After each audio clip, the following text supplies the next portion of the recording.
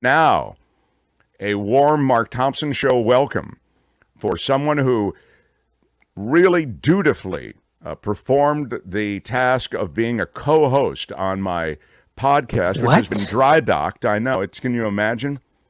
It was a weekly podcast. We had a lot of really cool people through, just like this show. And now she lives quietly in San Mateo County, somewhere in an undisclosed location. She joins us now, actress, producer, Heather Ankeny. Heather! Hi. Yeah. Hi, Heather. How's it going? Is that right? You were San Mateo County somewhere, right? Santa Clara. Santa Clara. Ooh, There you go. Well, have you been to a Niners game yet or not? I have. Yeah. Yeah. What do you think of that stadium? I thought it was fine, but apparently everybody thinks it's horrible because there's no shade. Right. That's why I was things. asking. It's been really criticized. But yeah, because you sit across from the suites, and the sun just reflects off those windows straight into your face, and there's no shade. Oh, I see. Okay. So if you're Well, there for a Mark tan, would only be you're in the gonna get suites. Yeah. Yeah, right. Unless right. I'm an in the suite guy for sure. Well, Heather, I'm excited to have you on. You are, I should mention, and I neglected to mention this in my little cobbled together intro of you, are a true football fan. You used to be the ESPN fantasy football person.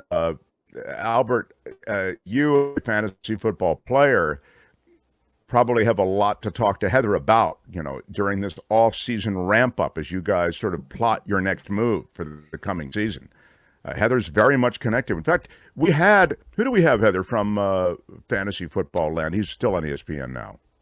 He is actually over at NBC now. He left ESPN after 15 years, Matthew Berry, which I got to tell you, a really interesting story. The last time the writers went on strike was 2007, and Matthew had just recently moved to Bristol, and he and I were fantasy football buddies. And so during that strike, he called me up and said, "Hey, why don't you come, work at ESPN?" Because you couldn't work, when the writers were striking. So I went and won an Emmy. We won an Emmy for best new coverage for a Fantasy Football Now show that we started back in 2007. That's still going today. That's so great. That's just so great. And, when you think about even how fantasy football has grown since '07 to today, it's pretty remarkable. I mean, it's, as you say, that show's still on, and then it's been followed by a bunch of other shows that are essentially the same, knockoff of that show. It's massive. I think it was back then what sort of betting is today, or at least last year or the year before. Now that it's legal, basically, to bet on pretty much any sport now. But these betting shows that started a couple years ago were kind of at the forefront, which Matthew does a lot of now too as well. Should gambling have been made illegal, Heather? Where were you on that? Gambling on sports. I mean, now you can literally bet on the game in Washington. I think this is true. You can bet on the game at kiosks there in the arena where they play. Is that true? I believe that's right. Albert, will you check that? Okay. Or Kim, you'll check that. Anyway, I'm fairly certain that that's right. So my question is, I mean, has that, in your view, was it inevitable, or has it destroyed the game? Has it begun to destroy the various sports that used to be, at least have the patina of, being played without any sort of outside influence? I mean, I think from a fan's perspective, I feel like it just it adds a level of, is he playing as strong as he is? Are the refs are they betting? I mean, you have no way of knowing what anybody is doing. So I guess for me, the way I watch things maybe will change a little bit, but I think it was inevitable. And I think it's a big business, but people love it. People love betting on sports. No, it's true. You do, but no, you're right. I mean, I think I love watching sports, but I love watching sports even more if I've got a little action on the game just to create interest. Sure. Mark, you were right, by the way. Capital One Arena in Washington, D.C. is one of the arenas. I think there's 9 arenas that do have live betting kiosks. I love the words, Mark, you were right. I just love those words, Heather. Gosh, I can never get enough of that. Thank you, Albert. You can interrupt any time to say those words. So tell me about your life, Heather. Your life in the Bay Area. You were living in Southern California, very much in the Hollywood stream, and then you jumped to this life in the Bay Area. So how is it? The Bay, it's fine, but I want to back up because I heard you saying that you have Danny Zucker coming on. Oh, today. Danny, who was true? Yes, go ahead. Yeah. Danny's coming on in about 15 minutes. Yeah. So please remind Danny that he was one of our early guests on our podcast, and at the time, one of his proudest moments was guessing what my future husband had been incarcerated for, and yes. And we have that clip. I don't know if you have that clip. I have that clip, but. Oh, you do have it? Oh, that's great. I do. I will tell you that, and this is something that it was a moment. We used to give Heather such a hard time because she was dating / then engaged to this guy who was incarcerated. And we had Danny was the first guest. And Danny was the executive producer of Modern Family. Very funny. I mentioned that the Trump feud he had online. He was the first guest who went after trying to guess what he had done to, be end up, in prison. And I believe he did guess it correctly, right? He did. He did, which is why he was so excited. Yeah. But I just love Danny Zucker, and I loved his whole feud with Trump way back when. Yeah. Another thing that came out of the 2007 writer strike was The Apprentice, as I'm sure you guys have talked about. There was that great sign. I don't know if you saw the WGA strike. We ran it last week. Succession without writers is The Apprentice. Yes, I heard it last week, and that is hilarious. Yeah, so true. And true. So it's interesting. I'll just because you mentioned the writer's strike and you have worked in Hollywood for so long, I want to ask you what you think is going to happen, because I have a sense that it's going to be a very long strike, and I think at the end of the strike, like '07, I don't know that the writers are going to get much. I mean, I'm not suggesting they shouldn't strike. I mean, I think you have to make the point, but I'm just suggesting that the landscape is changing so radically, and so few in the way of media companies control everything that they have a lot of leverage. It's true, and I'm curious to see what Danny says about it. I think these these breakout mini rooms, I think that's a real big problem. I think, the landscape changing as quickly as it is a really big problem. I actually, interestingly enough, ran into a Disney executive yesterday who I said, well, how's it going, on your end? And she said, well, we've got about a month's worth of production to shoot that we can shoot. And then it's going to really ramp up. So I feel like, yes, it's going to go a long time because I really feel like it's going to start feeling the effects of it in about 4 weeks. Yeah, they have a lot in the pipeline. And it's actually, I was having a conversation with someone who's an editor. And the editor was telling me the writer on the show told me, I can't speak to you about anything involving story. But if you have a question about a shot or how a shot should be, you can call me and I can talk to you about that. What I got from that was the writer cares about the product, and the writer wants that product, wants that thing that they've crafted and worked so hard to create. They want it to be good. And so now that it's there in the hands of an editor, they're being told, nope, can't talk to the editor at all. And of course, how many shots and how long a beat lasts on a certain shot, everything that can really influence the pace and rhythm, and sometimes whether something is funny or not. So I thought it was really interesting how the writer still wants to be part of the process, but is limited in what they can actually provide. Do we know what they ended up getting, what they settled for, or what they got at the end of the last strike?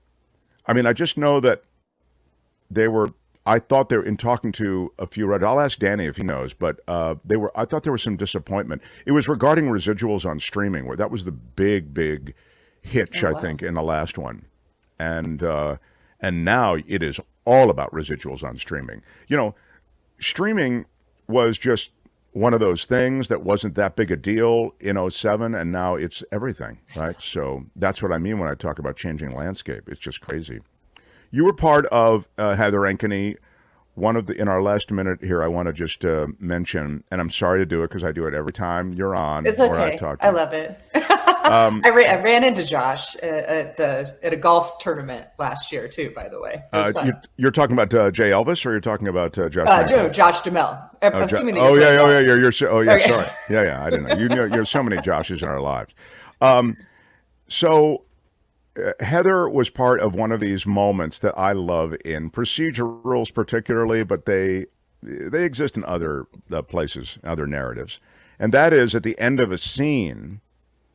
The entire show seems to be leading up to them getting this one guy who's the killer, right? And they all rush to the house to present this guy with the cuffs. They're going to get him. And then when they get to the house, they find out the guy is dead. It's like, oh man, and then it's a stinger, bam, commercial break. So whoever's involved in that scene, in the scene where the cops arrive to make the arrest, and then they tell the cops, well, good luck. He passed away 2 days ago or whatever it is. Like, whoa, wait a minute. That just throws the whole plot on its side. And Heather was one of the people in a scene like that. And after that, it didn't matter to me what Heather ever did. I mean, in show business, that was a great cornerstone moment. So do we have it, Albert, or not? Can people at least hear it? Did you watch the whole show ever? That whole episode? Yes. Yes. Yeah, I'm sure I did. Oh, no, I'm sure I did. Well, because I'll tell you something. Back then, I needed to pay to see that episode. I remember because I wanted to run it on the podcast. And in order to get it, I had to buy some episode of blah, blah, blah. In other words, it had to be. I had to your contribution for that residual. It was $1.99 or something. I'll take it. But Albert, do you have it, sir? No, I don't. I think the link you sent me, I didn't get it. Oh my god! I think the link you sent me, I didn't get it. After that build-up, really, dude. All right, stand by. It's fine. Do not. No, all right, I'll run it another time, Albert. I blame you. I mean, why couldn't we make sure that we had it before we started this? Wouldn't that have been a way to go? I don't know. All right. Well, I want to say idea just might work. Yeah, exactly. In the future. Congrats on moving over to YouTube and on your 11.1K subscribers. Yeah. I'm really happy you guys did this. I miss hearing you on KGO every morning. Thank you, delightful. Heather. Well, thank you. We're just looking for 11,780, as you know. That's our next big milestone.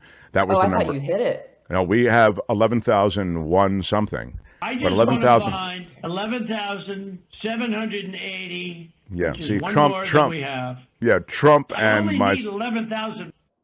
Yeah, I need exactly. 11,000. Yeah, exactly. So we just need what Trump wanted, 11,780. And we'll have a party that day. And then, the sky's the limit. But you're still connected to the world of show business from Santa Clara? Oh, yeah. Yeah. Sure. I'm still auditioning. Well, not right now, but yep, I still audition a lot. I had a great year last year. It's been going pretty good. Oh, that's terrific. Cool. Yeah. Well, my phone still works, so feel free to visit like off the air. Also, I'd love to be in touch, Heather. You're great. And you bet. If we ever bring you know who asked about you? Who? And about, Elliot Gould. We had Elliot Gould on the show. And he's a big Heather fan. And that's great. Yeah. So he actually wanted to do the show. And I've told the story, I think, about, I want to do it, blah, blah, blah. We get all the way to the end of it. It's like a 5-minute conversation. He says, no, I want to do it. Let's do it right away. And then I said, oh, great. He said, just call, my person. And I thought, oh, really, dude? You're going to lay that on me? Where it's you and me talking. Can't we just? So I call the person, leave a message, don't hear back. And then I call him and go, hey, just so you know, I called that person and I didn't hear back. And he goes, really? He said, well, I'll take care of that right away. That's outrageous. I want to do the show and there shouldn't be any issue. And so like a week goes by and then the person calls. And at that point I was like, I'm over it. I just don't, you know what I mean? Just to be honest, it was just a star move that I didn't dig. So, you know, I hear you. But he adored you and probably still does. So as do we all. Thank you. Heather, Thanks for having me. yeah, stay in touch and let's talk soon. If you want to reach Heather, you can get her on social media. Are you still on Twitter or not? I mean, Not so I've much. removed it from my phone. Yeah. Oh, you have? Yeah. Okay. I still have my account there, but it's an interesting new landscape at Twitter. Yeah. So Elon is a strange guy who's created some difficult questions and situations for those of us on social media. So anyway, Heather, thank you. Best to your loving husband. We'll see you soon. Bye. Heather Ankeny, everybody. Hi, it's Mark, and I thought that was great. Hit the notification bell. You'll know whenever there's a new video being dropped, and please subscribe to our channel to help us save the universe.